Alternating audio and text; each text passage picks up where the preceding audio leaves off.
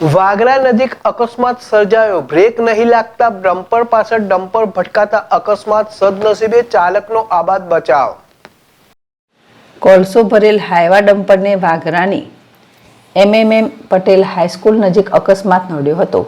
જોકે ઘટનામાં કોઈ જાનહાનિ તો નોંધાઈ ન હતી, પરંતુ ટ્રકને વ્યાપક પ્રમાણમાં નુકસાન પહોંચ્યું હતું.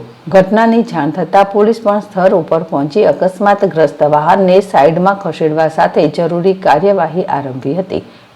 બનાવ અંગે મળેલી માહિતી પ્રમાણે વાગરાની શ્રીમતી એમ પટેલ હાઈસ્કૂલ નજીક આજે સવારે અકસ્માતની ઘટના સર્જાઈ હતી, જેમાં સ્કૂલ પાસેના સ્પીડ બ્રેકર નજીક ડમ્પરની બ્રેક ન લાગતા આગળ ચાલી રહેલ અન્ય ડમ્પરની પાછળ ધડાકાભેર અથડાતા અકસ્માત સર્જાયો હતો.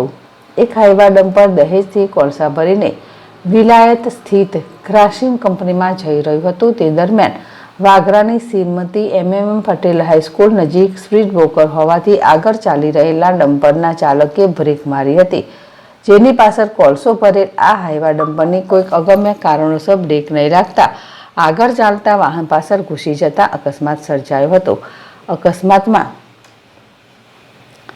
ડમ્પરના આગળના કેબિનનો ભાગને વ્યાપક નુકસાન સર્જાયું હતું. જોકે સદનસીબે ઘટનામાં કોઈ જાનહાનિ નોંધાવા પામી ન હતી.